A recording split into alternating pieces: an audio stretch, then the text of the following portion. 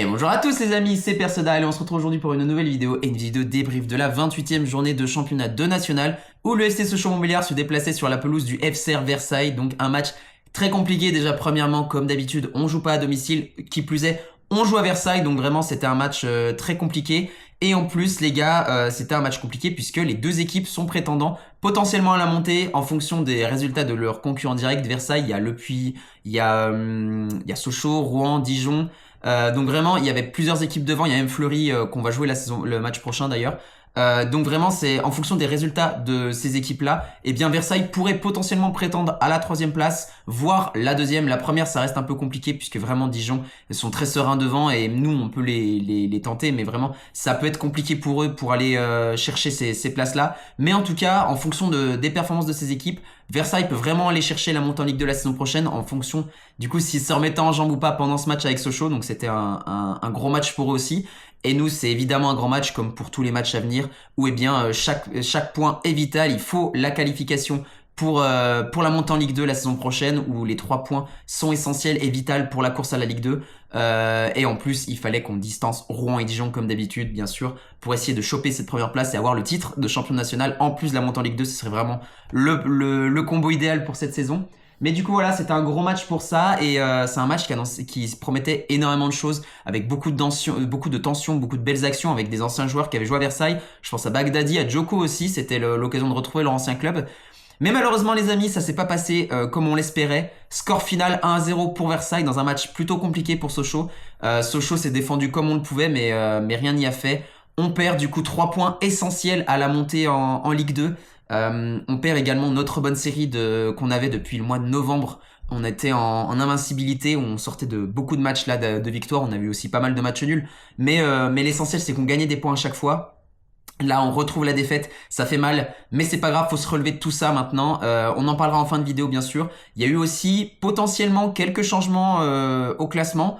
On laisse filer 3 points, bien sûr, que nos concurrents directs, Rouen et Dijon, Rouen et Dijon, pardon, pourraient utiliser pour eh bien soit nous distancer, soit nous rattraper. On reviendra sur tout ça bien sûr à la fin de la vidéo, mais déjà pour l'instant concentrons-nous sur le plus important, concentrons-nous sur le match les amis, avec un début de match plutôt équilibré pour le coup entre Versailles et Sochaux. Les deux équipes s'observaient beaucoup, on avait aussi deux bons blocs défensifs des deux côtés. Versailles était très très serein sur les attaques sochaliennes et vice versa avec Sochaux. Sochaux, on était vraiment dans une très bonne forme avec Vitelli et Pébernes qui nous ont fait un gros match, vraiment ils nous ont sauvé énormément de bonnes occasions. Et on avait aussi un bon Mehdi Janin, je trouve, qui nous a fait de très bonnes parades. Et du côté de Versailles, bien sûr. Le gardien, d'ailleurs, je veux souligner ça, le gardien nous a fait un très bon match. Il y a eu de très bonnes frappes de Sochaux qui ont été arrêtées par cet homme. Je sais pas qui c'est, mais franchement, bien joué à lui parce que ça a été un acteur vraiment majeur dans la victoire de Versailles. Et du coup, les deux équipes s'observaient beaucoup. Aucune des deux n'arrivait à imposer son rythme. Aucune des deux n'arrivait à avoir complètement la possession.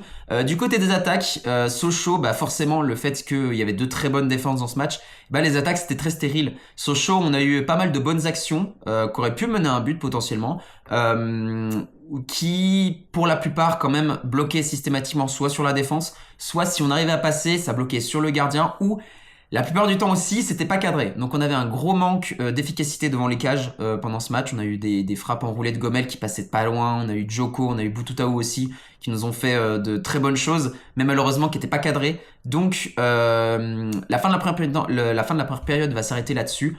Sochaux n'arrivera pas à trouver la faille, comme Versailles non plus n'y arrivera pas pour la première période.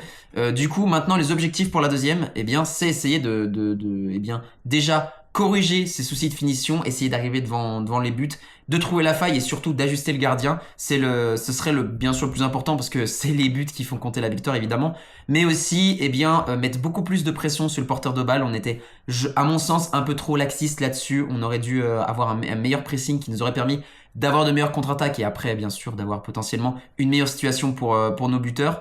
Et aussi eh bien de conserver ce très bon bloc défensif qu'on avait parce que vraiment il y a eu un très bon travail défensif dans ce match.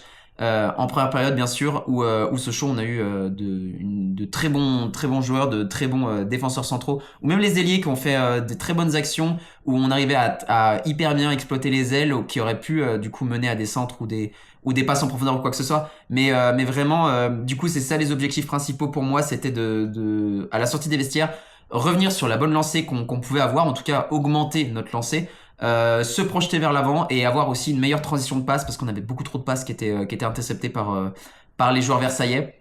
Et à la prise de la deuxième période, pour le coup, Sochaux se remet bien en jambes. Sochaux arrive avec de meilleures convictions des vestiaires. Ça fait vraiment plaisir. On était vraiment dominateur à ce moment-là. On arrivait à tout comme je vous ai dit en fait, on avait une bien meilleure transmission de passe, on avait un meilleur pressing également, on avait de meilleures actions du coup avec Gomel qui a failli nous mettre 2-3 beaux buts.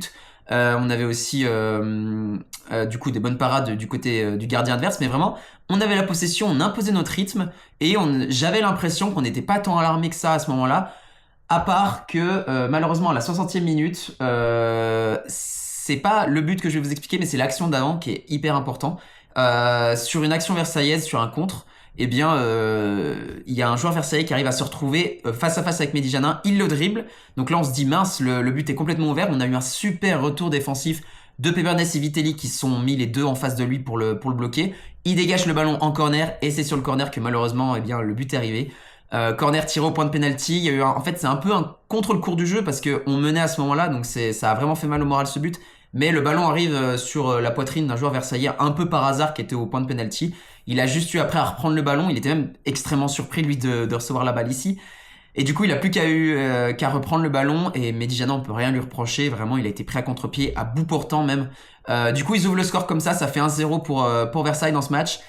Comme j'ai dit, ça fait vraiment mal au mental. On menait à ce moment-là, on avait la possession. Vraiment, potentiellement un but sochalien aurait été logique à ce moment-là plutôt qu'un but versaillais, même si Versailles avait quand même de bonnes sections, ils avaient eu la grosse occasion juste avant qu'on aurait pu mener à un but. Mais voilà, c'est dommage, maintenant faut se relever et faut bien sûr eh bien, continuer à se projeter vers l'avant, continuer la bonne lancée qu'on avait. Et là, c'est là où c'était très compliqué d'encaisser ce but à ce moment-là, c'est qu'en fait, on n'est plus du tout habitué à être mené. Autant on est habitué à encaisser des buts, il n'y a pas de souci là-dessus, c'est juste qu'à chaque fois, on marque très vite dans le match, et ils arrivent à égaliser et ensuite après on rattrape notre erreur et puis on marque un but et on reprend l'avantage et ensuite on obtient la victoire à la fin du match ou au moins on pourrait partir avec le match nul. Là pour le coup ça l'a pas fait et on a eu vraiment du mal à se remettre mentalement de ce but. On s'est relevé bien sûr, on est parti vers l'avant, on a attaqué énormément mais ça fait bizarre, ça se voit qu'on n'est plus habitué à se relever de ça, à garder un très très bon mental et à attaquer là où ça fait mal. Et surtout, là où c'est beaucoup plus compliqué, c'est comme on est mené, bah le bloc défensif derrière, ils vont moins s'écarter, ils vont moins exposer des positions. C'est pas comme s'il y avait match nul, vous voyez ce que je veux dire? C'est que c'est beaucoup plus compliqué d'exploiter des trous dans la défense, d'exploiter les ailes même. Vraiment, ils étaient en bloc bas et ça se voyait que ça allait être très compliqué d'aller chercher un but. À tel point que du coup, Vincent Aignan a changé sa stratégie, il a fait rentrer énormément de joueurs offensifs. Il a fait rentrer en particulier Fofana. J'aimerais revenir sur sa performance et sur son talent en tant que joueur parce que je trouve il est très bon, il arrive à avoir un très très bon toucher de balle, il est très juste techniquement et aussi il a une super explosivité. Le problème là, c'est qu'il manque énormément de confiance, c'est un gouffre abyssal vraiment la confiance qu'il a en lui. En tout cas, c'est mon ressenti personnellement. Je sais pas si c'est pas parole d'évangile, pas du tout. C'est juste que je trouve qu'il est pas serein dans ses duels. Il a vraiment du mal à essayer de passer. Il tente des gestes techniques qui ne passent pas. J'étais devant ma télé, ça m'énervait un peu parce que j'étais en mode mais tente pas ça, je sais pas, tente une passe ou essaye de passer, je sais pas, à la vitesse parce qu'il est très rapide, Fofana. Mais voilà, c'est sûr, c'est compliqué parce qu'au début de la saison, il était très bon. Il a eu cette blessure qu'il a écarté des terrains et là, il a vraiment du mal à se remettre en jambes après son retour. Il avait eu des pénaltys qu'il avait ratés parce qu'il avait mal tiré sur le gardien ou quoi que ce soit. Donc vraiment, c'est vraiment à prendre des pincettes son cas. Son entrée, en tout cas, n'aura rien changé. J'espère que c'est vraiment de passage. J'aimerais lui laisser encore plus de temps. Je lui en ai déjà laissé beaucoup personnellement. J'aimerais bien voir ce que ça va encore donner à l'avenir, lui laisser jusqu'à la fin de la saison. Mais au bout d'un moment, si ça ne s'arrange pas, ça va être compliqué. Voilà. Mais pour l'instant, je laisse encore le bénéfice du doute. J'espère qu'il va revenir parce qu'il était vraiment, vraiment super bon en début de saison. J'espère qu'il va récupérer de la confiance et que ses duels après, ce sera vraiment sale et qu'il va nous faire du grand Fofana. Voilà. Mais en tout cas, pour ce match-là, son entraîneur n'a rien fait. Il y a eu Mendes aussi. Je crois qu'il y a eu Lubao qui est rentré aussi. Donc de très, très bons offensifs qui auraient pu tenter quelque chose et qui auraient pu amener à un but. On a eu des bonnes actions pour Sochaux. On a eu Gomel qui a encore tenté de marquer. Il y a eu Boutoutaou aussi. Puis Fofana a tiré à certains moments, mais Encore une fois, son manque de finition aura pas suffi. Il y a eu Baghdadi aussi qui nous a fait, je trouve, un match plutôt sympathique, qui aurait pu amener à un but également. Mais voilà, on n'y arrivera pas et le score ne changera pas jusqu'à la fin du match. 1-0 pour Versailles, donc défaite de Sochaux qui laisse fuir 3 points essentiels à la course à la Ligue 2. Et maintenant, on va pouvoir se concentrer sur le classement du coup parce que cette défaite va avoir eu des répercussions sans l'avoir en fait. C'est à prendre de deux côtés. Déjà, premièrement, sur les autres pelouses, Dijon et Rouen, c'est là où c'est la bonne nouvelle, ont perdu, donc pas de modification là-dessus. Dijon a toujours un point de plus que nous et Rouen est toujours derrière à 4 points. Ça a vraiment changé des choses pour les concurrents directs derrière Rouen. Fleury, Le Puy et Versailles ont tous 3 gagné et c'est le top 6 là que vraiment je vous ai cité. Donc voilà, c'est là où ça peut être un peu dangereux s'ils reprennent des points sur nous et que nous on a des défaites, sachant que prochain match on va jouer contre Fleury, mais ça on en parlera après. Et du coup, c'est là où on peut prendre cette défaite et avoir 2 jugements possibles. Premièrement, on perd, c'est sûr, ça fait mal. On perd 3 points, mais Rouen et Dijon ont aussi perdu, donc le classement n'a pas changé, ça aurait vraiment pu être pire. Mais la deuxième chose, c'est que on a vraiment mal géré. On aurait pu être bien mieux. Avec une victoire, on aurait pu déjà se mettre en sécurité par rapport à Versailles qui est derrière. Et surtout prendre de l'avance et être premier à la fin de cette journée. On aurait pu avoir 7 points sur Rouen, donc vraiment se mettre à l'abri définitivement potentiellement sur eux. Et surtout, on loupe vraiment l'occasion d'être premier et de prendre 2 points de plus face à Dijon. C'est un bien pour un mal, mais on va dire que le match contre Dijon sera encore plus spectaculaire du coup parce que vraiment on sera que à 1 point potentiellement 2 et puis ça va être encore plus grandiose. Mais voilà, c'est dommage. Moi j'ai ce goût amer dans la bouche, même si je suis en mode ok, ça aurait pu être vraiment pire. Je relativise là-dessus, mais je me dis on aurait eu la victoire, on serait quand même premier et du coup on laisse s'échapper potentiellement le titre à la fin de la saison si après on perd face à Dijon. Mais voilà, et du coup le plus important maintenant c'est de se relever de cette défaite. La série, on l'a perdue, c'est pas grave, mais il faut se relever parce que là, les prochains matchs, ça va être vraiment capitaux.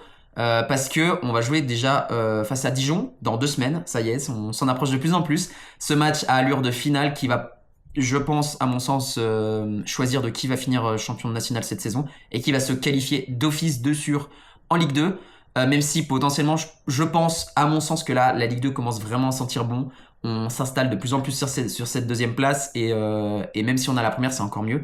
Mais voilà, donc ça va vraiment être un gros match et j'ai vraiment hâte de le voir, vraiment, parce que je pense que ça va être un match hyper tendu et hyper spectaculaire.